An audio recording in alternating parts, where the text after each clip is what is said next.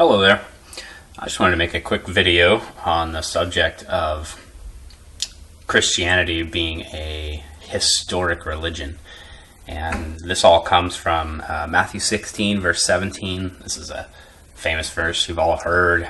It's at that point where Jesus and his 12 are at Caesarea Philippi, and he asked them, "Who do men say that I am?" And there's that discourse between him and the disciples, and eventually Peter says the right thing, and in response Jesus says, "Blessed are you, Peter, for this was not revealed to you by man, but by my Father in heaven." And then he says, "And I tell you that you are Peter, and on this rock I will build my church, and the gates of Hades will not overcome it." Now, that's, if you know your history, that's a verse that's been argued over for hundreds of years between Protestants and Catholics, and what does it mean that he built the church on Peter and so on and so forth. But I just want to focus on the "I will build my church and the gates of Hades will not overcome it." I will build. I will do that in the future, and I will continually do that.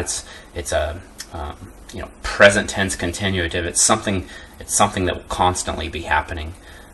We sort of see a little bit of the same concept when this is Old Testament, but then again it's mentioned I believe in James chapter 5 as well, but where Elijah basically gives up at one point and says, I'm the only one left, and I'm just done. I just want out of the game. And God tells him, "Now listen, I've got 7,000 people that I reserved that are mine, that have not bent the knee to Baal." And so the point is God always has a church. God has a church now. There's always a quote unquote remnant, and there's always real wheat among the tares. There is always a church, no matter how bleak it may look. God has promised that He will always have a church, and what that means is Christianity is a historic religion.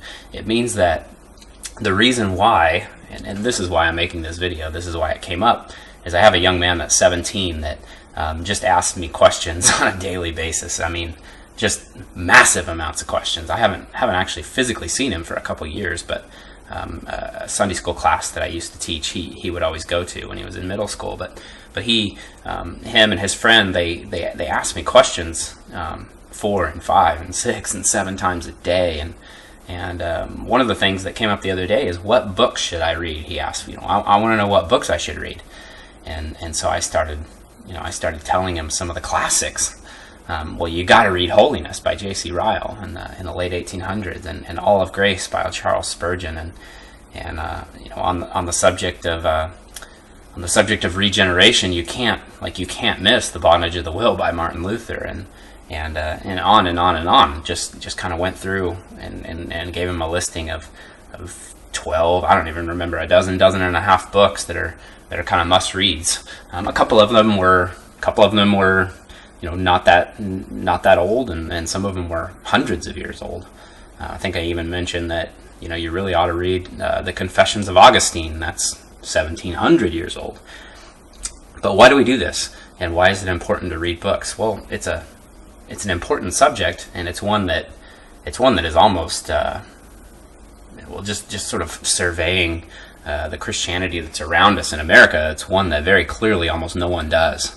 And one of the things, just a good rule of thumb, if you pick up your Bible and you read a passage and you think it means this, X, Y, or Z, and we go to history, because we have 2,000 years of church history, and people loved to write things down. When you're the only one, when you're standing all by yourself, when no one else thought that, when no one else behaved that way, when no one else interpreted it that way, it's very, very, very likely that you're wrong. Unless it's some sort of a fringe issue that's just never been addressed that much, I would be extremely persuaded that you're wrong. If it's something that the church has spent massive amount of times investigating, such as salvation, it's spent 300 or 400 years just focusing on that, from basically from the late 1400s all the way through the 1800s, or the Trinity, the first 400 years of the church, did almost nothing but focus on what is the Trinity and how does this work, and who is this person of Christ, and how can he be both God and man at the same time. And it's dizzying to read how precise and how exacting they were, breaking those things down and searching out the scriptures to see what it said. And so when you're saying something brand new about the deity of Jesus Christ, or something brand new about salvation that no one else has ever done, or this is a subject I'm passionate about, but when we're preaching a gospel message, that the grammar is different than it is in the New Testament and that it is in 2,000 years of history, when the actual substance of the quote-unquote gospel that we're preaching in order to evangelize people cannot be found either in the Bible or in church history, it's very easy for me to sort of, even though it looks arrogant, it's very easy for me to stand up and say, this is wrong. This is just wrong. Because I have the Bible on my side, and I have 2,000 years of God working in His church on my side. And that's what I mean when we look to church history to see, because church history, Luther and Augustine, and pick anybody, pick any character in church history, they're not, what they wrote was not inspired the way what Matthew wrote was. That's not the case. But what we are saying, though, is God has a church. God has always had a church, and Jesus has always been working in it. And so on major doctrinal issues like the Trinity and like salvation, we would expect to find people all throughout the last 2,000 years who are affirming His doctrine, because it's His church, and He's claiming to sustain it, and He's claiming to teach it. And so I just heard one of the founders and leaders of a major ministry say this, and it just struck me as strange. But he said, well, I don't like to read, I've never read the Reformers, I've never read the early church fathers, I've never read any of that. I just like to pretend none of that ever happened and just go to the Bible. Well, that's pious, and that sounds, I agree with that, of course, in the sense that the only thing that is inspired is the Bible. That's true. But to sort of, quite frankly, I think it was arrogance or laziness, one of the two. But to say that, I'm not going to read John Wesley, and I'm not going to read what Tertullian had to say, and I'm not going to read what Tozer said, and I'm not going to read what C.S. Lewis said, because I can just go to the Bible. Well, that's, in some subtle ways, that's saying that everybody else could be wrong, that God actually was not ever working in His church, and that He never made sure that truth was upheld in 2,000 years of church history. But I can be sure that He's going to do it in me. Like, I have to be suspicious of every single other Christian that ever lived, that nobody else could have got it right, and it doesn't matter, but He can get it right in me. That may not necessarily be the case. I mean, there's certainly cases of Christians in the 21st century that get saved in other countries, and they've never been exposed to Christianity, and they have no idea what happened in the Reformation. They know nothing of the debate between Augustine and Pelagius, and 2,000 years of history is completely foreign to them. Can God work in them? Can God work with only the Scriptures in their life? Oh, of course, absolutely He can. Absolutely He can. But we're not in that position.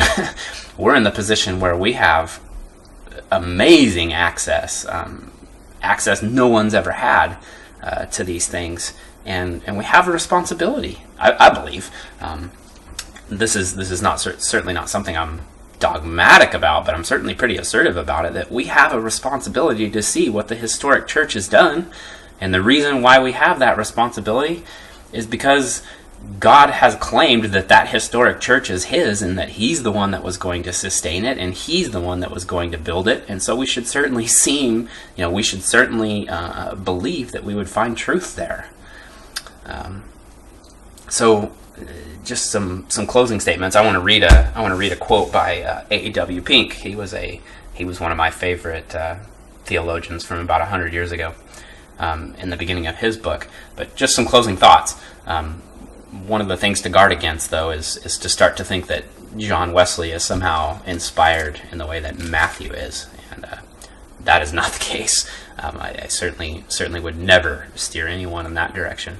But that doesn't mean that it's not important to read the things that John Wesley wrote, because God saved him, and God did mighty things through him, and God worked in him, and God revealed things to him. God showed things to John Wesley, and so there's great benefit for us to seek out those things and see what they were. So just close with this, reading from the introduction to A.W. Pink's book, Gleaning in Exodus. He says, if other students before us have published the results of their labor, it is our duty to carefully examine their findings in the light of God's Word and either verify or disprove. Yet concerning against two dangers to avoid. The first, and perhaps the one which ensnares the most, is the assumption that other students have done their work so well that it is needless for us to go over the same ground. But that is laziness and unbelief. God may be pleased to reveal to you something which he did not to them. Remember that there are depths in his word which no human sound line has fathomed. The second danger is the craze for originality and the egotistical belief that we shall search more diligently than they who went before, and that therefore the results of our labors will be an improvement over all who have preceded us. This is unwarrantable conceit from which divine grace may deliver us all.